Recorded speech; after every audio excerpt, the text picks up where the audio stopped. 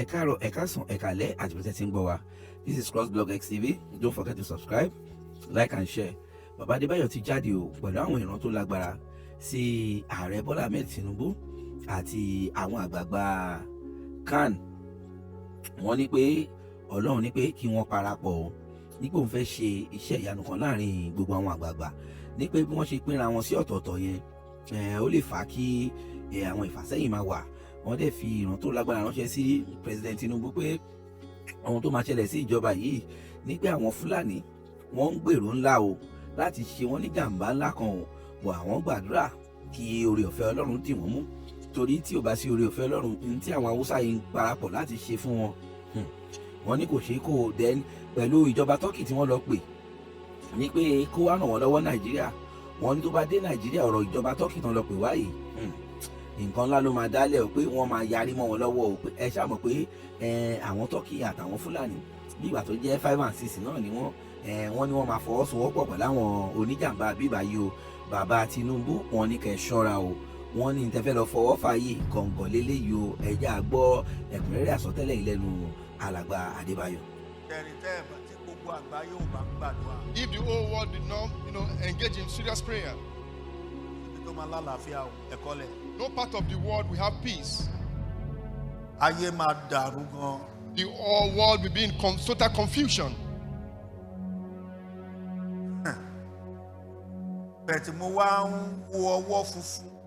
And I'm now looking at the white hand, just like an umbrella. African map They now brought the African map. The map of Africa was brought before me. And I saw that hand, the image of the hand.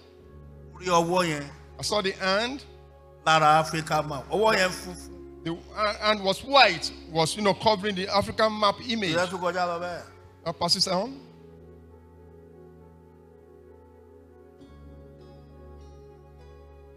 So these your leaders. In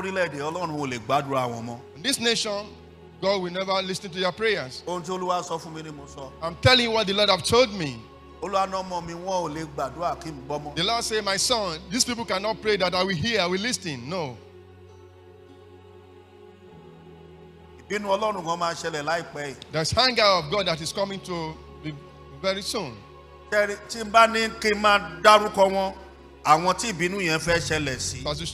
names of they are going to visit the prophets and do alms givings. I'm not going to mention names.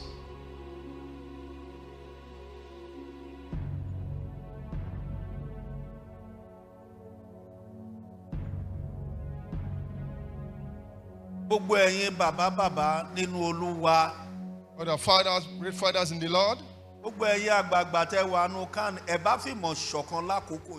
the headers can be in one accord this time.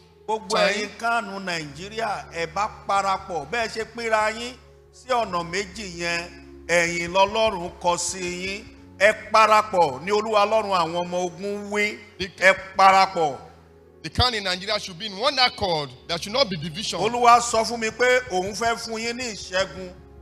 Lord want to give you great victory. If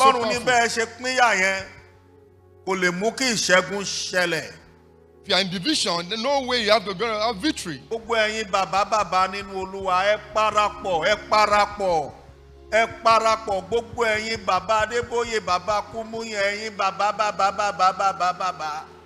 the fathers is the Lord. CAC, Celestia, Catholic, Baptist, Deepa, Ekparapo, Foursquare, Winner, Ekparapo, Oluwalonfe, Muishegun. Call to the headers and different congregations should come together. That division, the pity.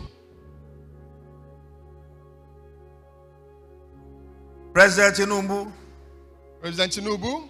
The Lord told me àwọn tọ́kì tẹ́ ẹ lọ bá kó wá jà fún olúwa ni wọ́n máa gbàbọ̀dẹ̀ tì yín. That the Turkey kẹ́ẹ̀yà council agreement tẹ́jọ ní láàrin ara yín. that your agreement with the Turkey government that you should come and ask to nullify the olúwa ní agreement. kí n sọ fún ọ. The Lord said I should tell you, President Tinubu. tó o bá tètè gbégbèsè àwọn Fúlàní wọ́n á ṣe nǹkankan tó máa dẹ́rù bà ẹ́. if you don't act very fast bẹ́ẹ̀ mi now, gbàdúrà fún ẹ kó yè.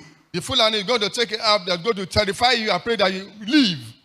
iṣẹ́ tó Olúwa rán mi lèmi jẹ́ o. I'm giving you the message that the Lord have sent me. ọ̀rọ̀ ilẹ̀ Yorùbá mi ó concern mi gan. I'm so concerned about this Yoruba nation. ọ̀rọ̀ ilẹ̀ Yorùbá mi ó concern mi. I'm very concerned about this Yoruba nation. President Tinubu. ẹ gbégbèsè. take steps. agreement ẹ bá wọn Turkey ṣe yẹn cancel ẹ. Your agreement alliance with the Turkey government. wọ́n máa di ẹ̀hànà sí yín lọ́rùn. They are going to be terror to you by inviting the Turkey government. ojú Olúwa sọ lèmi sọ. That is what the Lord has said.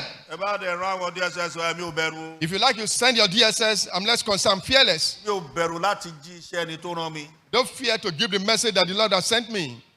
ẹ cancel agreement ẹjọ́ ṣe yẹn. Your agreement with the Turkey government, cancel the agreement. ẹ cancel agreement ẹjọ́ ṣe yẹn. Nullify the agreement with you, Nigeria, and the Turkey government. Praise the Lord. Hallelujah.